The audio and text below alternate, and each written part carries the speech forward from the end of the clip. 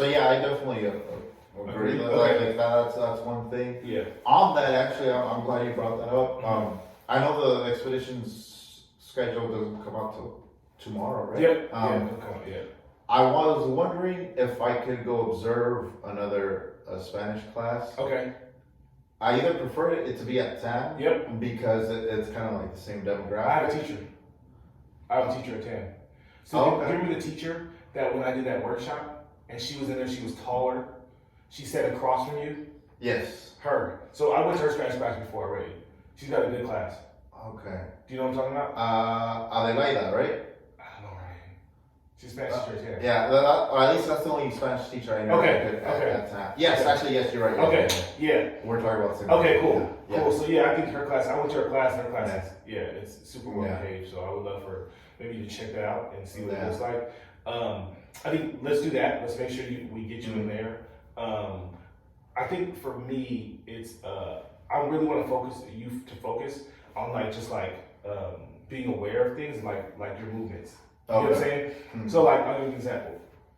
So a lot of times what I'll see when I was watching a video, one thing that I see a lot of is like if a student needs help here, you will come up and you'll help the student, which is good. But then kids will just be going crazy all right here. And because you're focusing on the student, you won't pay attention to this, right? So maybe just like angling yourself differently. So when they're talking, maybe like just even doing one of these, you know, so that you're talking to the student, but you're still being aware. Just like how we're in this meeting, I'll be talking to you, and then I might see something up here, and I'm like, oh, hold on a second, let me go do this. Just because we know like students will go crazy, you know, and I think that'll be like one thing that'll help your classroom, which is how you angle yourself better. Angling your how you stand in the classroom to make sure like you can work with the student, but also like control manage these students. Not turning your back. Yep. And figure out a way to make sure students like respect and like understand. I think a big part would be like when we do the core characteristics in the morning. Just for that I know I talked to Cynthia. She said that you didn't get a chance to do it yesterday or yesterday. No. So I don't know how are you doing those often or how does that look? Yeah. Okay. I think that's a big one. So like tomorrow's a circle, right? I think that's a big thing for your class right now. You have to get that mentor group to just believe in each other, believe in yourself, believe in you. Because like if you get them in a circle and then like talking about like real stuff, like just make them feel comfortable with you, their behavioral changes because their relationship with you will change. You know what I'm saying? So I think that's a big one. But I really want to just focus on like how we can like your angles and then how we manage like the classroom behavior. We can work on tips together on like what would be best way to fit for you. But I think a lot of the guidance that we give you like in our meetings and stuff, I think that would be helpful to you. So if you just like kind of focus on some of those things. So I just want to I want to all the students to feel like they're learning in class. Not that it's just like super like crazy and you know people fighting and everything like that, but I think we still want to make sure they're like settled down. Yeah, exactly. What do you feel like makes it hard for you? I think it's the subject. Like I feel like there's no buy-in. Like it's like kind of like a throwaway for them. It's like I only need 2 years. And it's not like like since I'm not gonna study, like none of them are planning on doing anything in Spanish. And and that's fine. Like I mean, in high school, who thinks about what they want to be like long term, like that macro. But it's that like I don't think they really care about the subject matter, and they don't really see the consequences in them not passing. So I think maybe you take a day of just like explaining to them the importance of like learning Spanish in America. Right. Yeah, because I had a couple. I think it was Julian, and like he was asking like, "Oh, well, what if I don't pass?" And like I was like, "Well, you're gonna have to retake it," and he was just like. But let's try to pull them away from grades, like thinking about their grades. So I'll give you an example. For me, when I took 3 years of Spanish in high school, I still know nothing, right? Because I played around in Spanish. Now that I'm old, that's all I want to do is learn Spanish. Because I know that when you learn Spanish, it helps you develop in every aspect of your life, right? So it's super important for these kids to learn Spanish, but they don't get it right now, right? And I guarantee there's like, either you can talk to them, or there's some like YouTube video that shows them like the importance of like learning Spanish in America, like, and what will get you when you get older. So I think we just need to figure out how to like display that to them so that they understand it and they do have buy-in. So they can say like, you know what, I probably do need to learn and know about this, you know? Yeah. So that's a big one I think that we need to work on too. Yeah, and I do like you when like it's like no production. Like for example, Samantha today, I was trying to explain to her like the importance of Spanish because she's like, well, I'm black, so I don't need to learn Spanish. I was like, do you realize like how like if you're a black woman like out in the workforce and you speak Spanish, like, and I gave her the example, like if let's say you have identical resumes as another person, and the only difference is that they speak Spanish and you don't, they want that automatically like a second language is always like, and it's not even as much as second language means a lot, but if you know French or something, that means a lot, but that's not as, if you know Spanish, that's what you have to know. Like, Spanish means so much. You know? Especially here in Northern California. That's what I mean, you know? So, getting our kids to buy in and understand, like, how important it is. You know, and I'll help, like, also, like, reiterate that to students. But until they get that, they're gonna be crazy. But I definitely think our focus in today is expeditions you go see, the TAM teacher. So we'll do that as one. The second thing is like your angles and how you angle to a classroom. So your back's not towards students where they can go crazy, you know? So you kind of like are facing all areas. And make sure your back's around so you don't stay with that one student. You kind of move to the students, even the students that are off task. And then another thing I would also say is address everything that happens. Okay. So just because they continue doing behavior, don't stop addressing it. Like keep addressing that behavior. Right? So if like, you have a Johnny and he turns the music on. You're like, Johnny, turn your music off. And he goes, oh, okay. And he turns it back on. And you keep addressing that. And or do stuff like, hey, call me. Or send me a G chat saying, hey, Dream, can you call Johnny's parents? X, Y, Z is happening. I'll call right there. The kids don't want that. And they also want it to get down to me where that they know because they know I'm going to call parents. I don't play the game of like, oh, you know, like if you act that bad in the classroom, then that's going to happen. I'm going to call parents. So,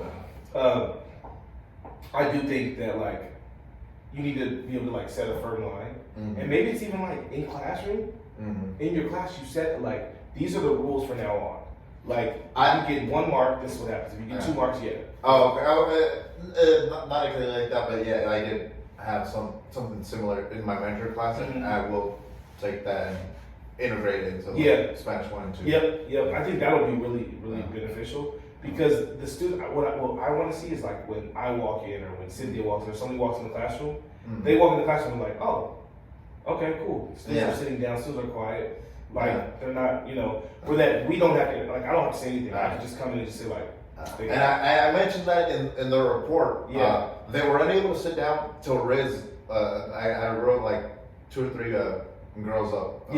During the mentor time. And I was like, they were unable to sit down. The only reason they sat down is because Riz walked in and needed a question a couple kids. That's the only. And I wrote that in the report. It's like something about like unresponsive to redirection was the selection. And I explained, like they didn't sit down until Riz got there. And maybe it's. I would suggest for you honestly, if they don't listen to redirection, like say this is what I do. If kids don't listen to me, I'm like, cool, no problem, got you. Call your parents. There's no more discussion. I'm not even gonna have a conversation with them. One thing that Mr. Gravel does that's really, really good, in class he does this. He walks with students, he's like, hey, you need help with this? And they're like, no, or if they say something rude to him, he's like, okay, cool, no problem, call your parents, and they'll just walk away.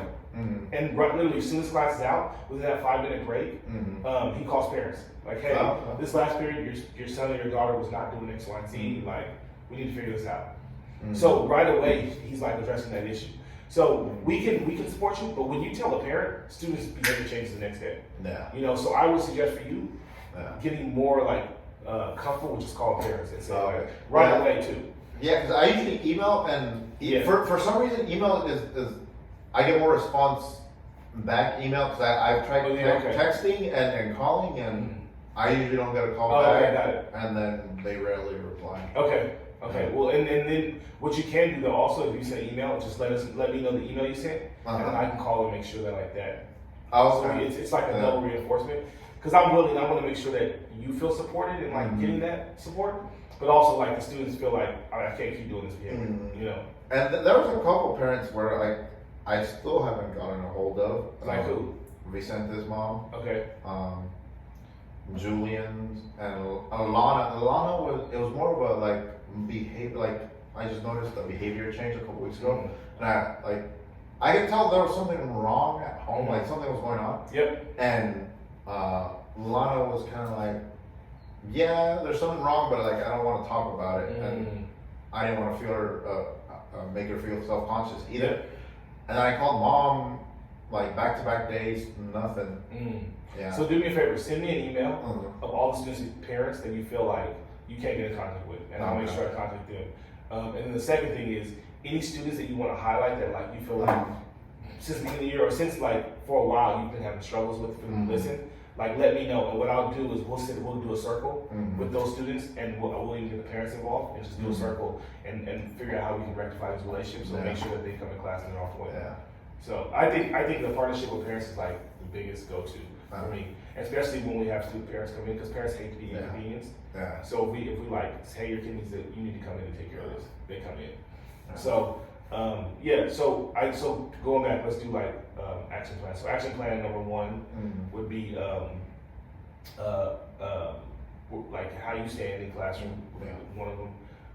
Number two would be making sure, or send me a list of all the students that you feel like you struggle with, that we have struggled with. Send me a list of parents. Right, the quick note. Perfect. Okay, yeah. Send me a list of parents that I also need to get in contact with, that's been hard for you to contact them. And then what was the first one? Observing. Oh, yeah, observing Tam. So read those back to me just so I can have them. Okay, so the observing, the list of students that I'm having trouble with. Yep. And then the list of parents contact info that are hard to get a hold of. Yep. And then your how you stand in the classroom. Make sure your back's not with anybody listening. Yep. Yes. So let's right now just focus on those four things. And the next position, I'll talk to that teacher and I'll make sure we get you over there too. But yeah, that's really all I have. Yeah, just a quick on that observation subject. My harshest critic. I want my harshest critic and my biggest supporter to come here, like from back home. Okay. How do I go about that? Like for them to drop in one day. Is there another teacher somewhere? Or okay. Well, spoiler, it's my mom. Oh, nice. Yeah. So send it to me.